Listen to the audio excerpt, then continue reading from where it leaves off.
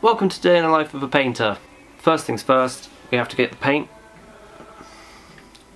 If you're doing this for a customer, make sure they know that they will be charged extra for you when going getting the paint, because you could be there for hours and then you could be going to 3 different stores, and to have it clearly defined in the contract what type of paint, what colour and everything you need to buy. Because if you're going to take that responsibility, you need to get it 100% correct. Otherwise it's your fault. So the first thing we need to do is to take each and every one of these plugs off and then cover them in masking tape. So therefore they will never get paint on them for the rest of the project.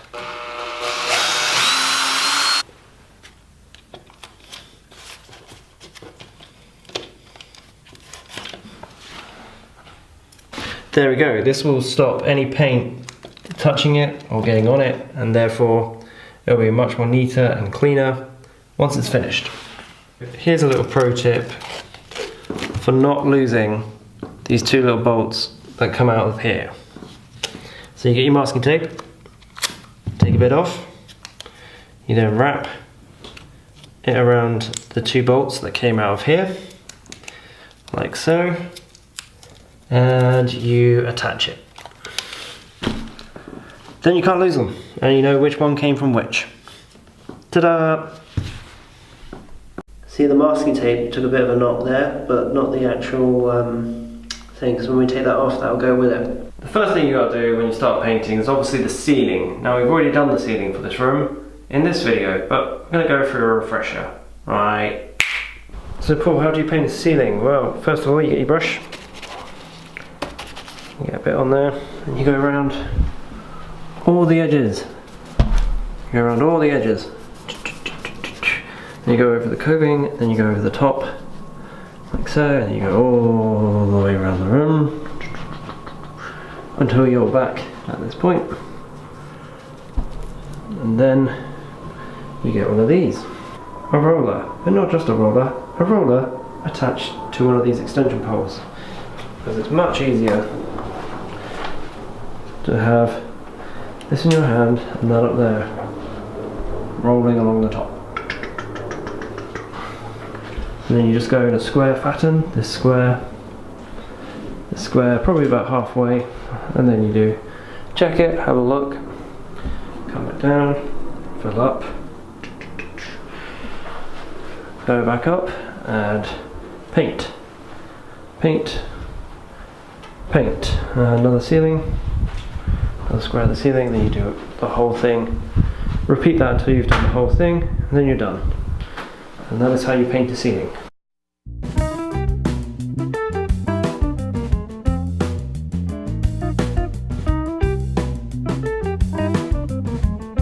So once you've done the ceiling, you've got to do the undercoating. And that's basically because you see these are 2 different shades. And if we paint on top of them, they'll come out 2 different colours.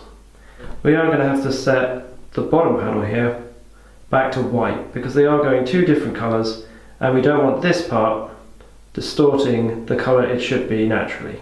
Now, if you want to see how to use one of these paint trays effectively, then click right there, or there.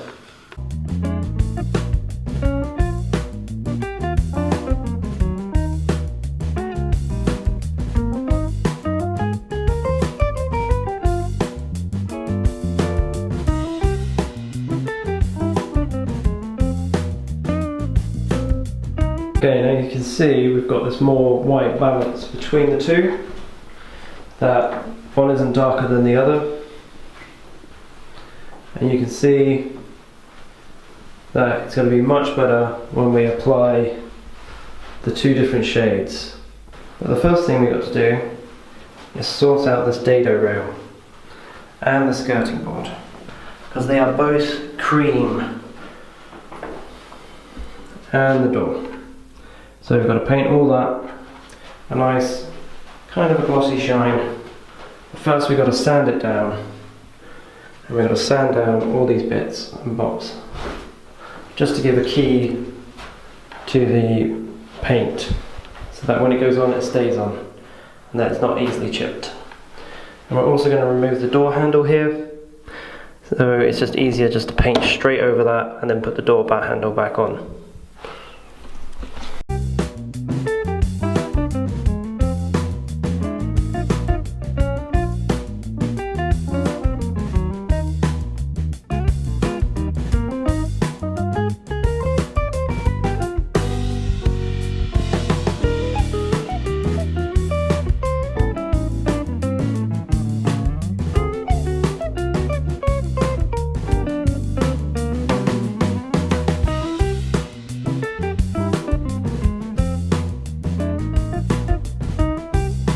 Now the ceiling has been done, the walls have been done, the dado rail has been done, the bottom bit has been done, and now the skirting board's been done, which means we can put some colour on these walls.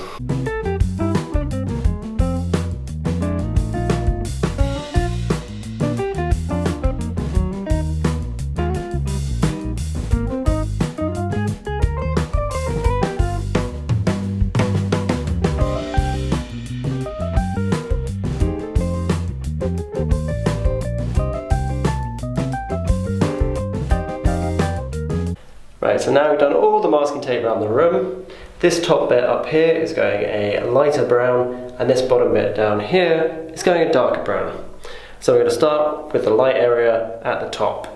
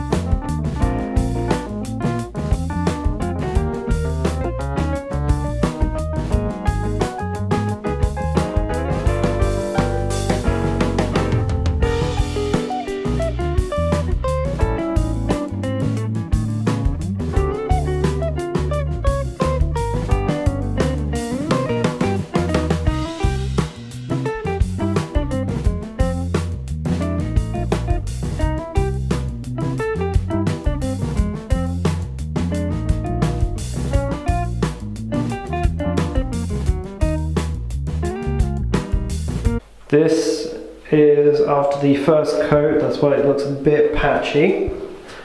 The second coat should bring it right out. Now we are going to paint the radiator white later on, but yeah, this is how it looks at the moment. So I've got a slight confession.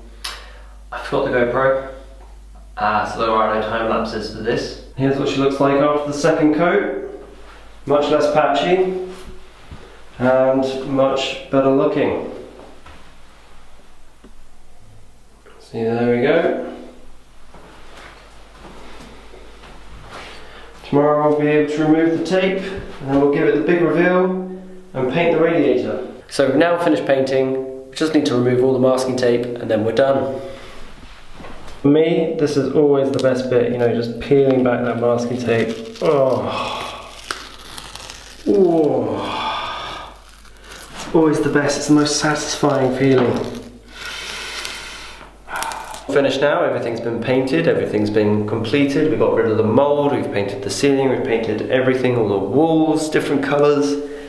Everything has changed in this room. What to do now is to put all the light fittings back, just screw them back on, and then we're done.